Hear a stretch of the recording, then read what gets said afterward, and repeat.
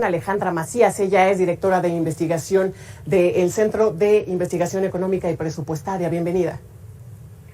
Muy buenas tardes, Tania. Gracias por la invitación a tu programa. No, muchas gracias por estar con nosotros. Alejandra, ¿qué está implicando? ¿Qué nos va a implicar este anuncio que hace el gobierno federal? Bueno, desde marzo pasado, sin embargo, pues hoy, ya después de estas elecciones del fin de semana, se retoma el tema. ¿Qué nos va a implicar? Porque, bueno, de por sí ya sabemos que los programas sociales están llevando importante parte, pues, del presupuesto. ¿Qué representará hacia adelante? Y si, bueno, si este incremento se puede hacer sin aumentar la deuda ni los impuestos. Bueno, mira, tu pregunta es pues pertinente y muy buena, pero quiero poner en contexto a toda la audiencia. El sistema de pensiones es muy grande y en realidad lo que nos preocupa desde aquí, desde el centro, es que este año se presupuestó gastar 1.2 billones de pesos para pagar todas las pensiones, ¿no? El anuncio de la pensión esta no contributiva, que es la pensión para adultos mayores, y todas las demás pensiones del IMSS, ISSSTE, Pemex, CFE, etcétera. Entonces, bueno, empezando por ahí, ya es una cantidad muy grande que se está destinando a pagar pensiones, lo que deja muy poco espacio para hacer otro tipo de política, ¿no?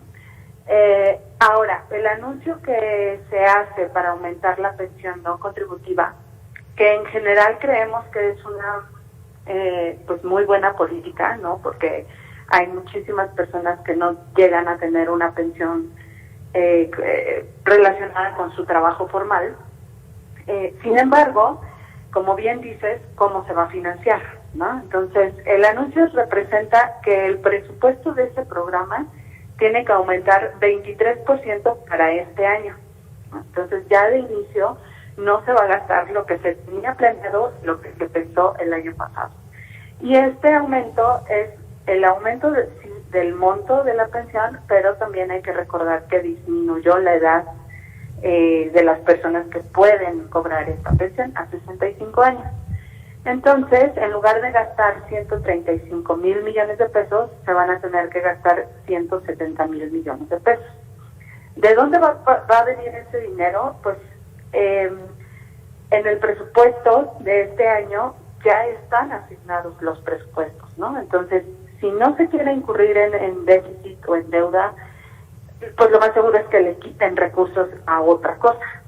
Y lo que hemos venido viendo en los últimos, 6 años, 7 años, es como el gasto en pensiones completo le va quitando recursos tanto a salud como a educación, como a infraestructura.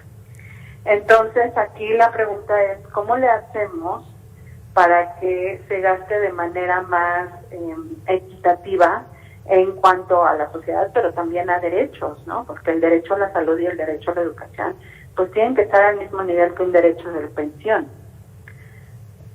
Sí, ¿qué porcentaje, no sé si conozcamos esta cifra, qué porcentaje del PIB se está destinando pues para pagar estas pensiones y qué va a representar pues ya a partir de estos anuncios hacia adelante? Sí, bueno, como te mencionaba, el 1.2 billones representa 5% del PIB. Específicamente del programa de pensiones para adultos mayores es alrededor del 0.6% del PIB. Y con los aumentos que anuncia, pues subiría como a 0.7% del PIB para este año. Si tomamos en cuenta el anuncio que hace para hasta 2024, que pretende aumentar la pensión 20% cada año, pues entonces en 2024 se estaría gastando como 1.8% del PIB en este tipo de pensiones que llamamos no contributivas. Oye, Alejandra, justo veía pues un estudio, análisis que hicieron ustedes, donde señalan que el 74% del gasto ejercido durante 2020 fue para financiar los programas del gobierno federal, los programas sociales encabezados, bueno, pues del presidente, y el resto fue para transferencias a estados y pago de deuda. Esto, bueno, nos está ya rebasando prácticamente lo que se destina para los programas, ¿no? Bueno, en realidad, como te mencionaba, las pensiones, tanto el gasto en pensiones como el gasto en deuda, como las transferencias que se hacen a estados y municipios, se denominan un gasto ineludible. Todo eso representa el 74%, más o menos. El resto es lo que podemos llamar como gasto un poco más flexible, que se destina a estos programas sociales. Y al contrario, yo creo que el espacio que tenemos para generar mejor política pública es el que se va reduciendo año con año. Entonces no podemos hacer mejoras, ¿no? Por eso tampoco hubo una mejor respuesta para la pandemia, porque no se tenían esos recursos y no se quiso incurrir en deuda. Entonces básicamente lo que hizo el gobierno fue crear estos préstamos, ¿no?, pequeños para microempresas, que en realidad no ayudaban para mucho, pero fue justo porque no había presupuesto para generar otras políticas de respuesta a la pandemia. Oye, tenemos ya a la vuelta de la esquina el tema que tiene que ver con la reforma fiscal. Obviamente este tema tiene que estar considerado, pero ¿cómo considerarlo justo? Pues para no estar agarrando recursos, como tú ya me decías, de salud, de educación, de infraestructura. Bueno, es que definitivamente, mira, somos el país de la OCDE y de América Latina que recaudamos muy poco, ¿no? Es como el 16% del PIB lo que se recauda, más los ingresos petroleros, vamos llegando por ahí del 20-21% del PIB, cuando estamos gastando 23%. Entonces ahí ya tenemos un desfase. Definitivamente se tiene que aumentar esa recaudación. Si no, vamos a seguir pues aumentando deudas y déficit o redistribuyendo el gasto, como te lo mencionaba. Sí creemos que es súper urgente una reforma fiscal, pero más allá de eso también necesitamos un nuevo sistema fiscal, ¿no? Que podamos decir, ¿se va a implementar este impuesto o se va a aumentar, digamos, a las herencias,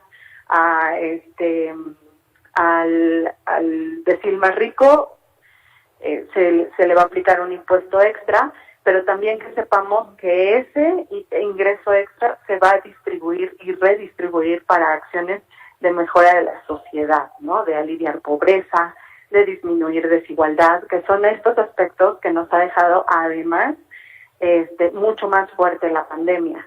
Entonces, sí creemos que es urgente la reforma fiscal, sí creemos que es urgente un rediseño del mismo sistema.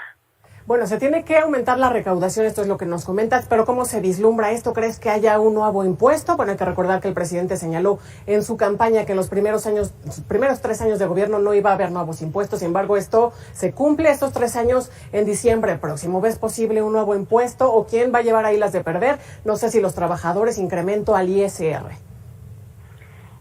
Bueno, las opciones que se están manejando no están enfocadas en ISR ni modificaciones en IVA, más bien se está hablando de un impuesto global, ¿no? Para todas estas empresas que operan en todo el mundo y que tienen operación, o por ejemplo los servidores en un país y las oficinas en otro país, ¿no? Como tratar de coordinarse a nivel global.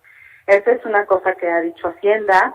Y otras cosas que se han puesto sobre la mesa en discusiones más bien de organización civil, pues sí ha sido el crear estos impuestos a la riqueza y a las herencias principalmente, y también revisar todo lo que son las deducciones, que se llaman gastos fiscales, ¿no? Esas deducciones que pueden hacer pues generalmente las personas que ganan más.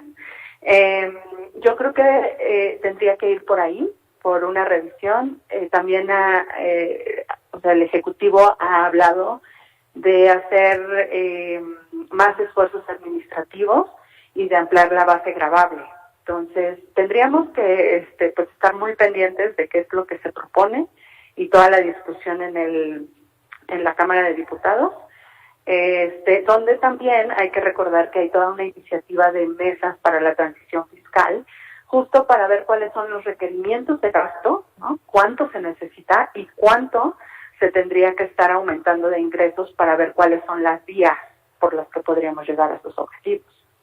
Pues ahí está el tema, por supuesto, muy pendientes de lo que acontezca en los próximos meses allá en la Cámara de Diputados, porque bueno, pues a todos nos concierne esto que tiene que ver con impuestos. Gracias por estar con nosotros estos minutos, Alejandra Macías, directora de investigación del CIEP. Muchas gracias, Tania, y gracias a tu audiencia. Excelente tarde. Participe con nosotros, ya sabe, ya conoce nuestras redes sociales.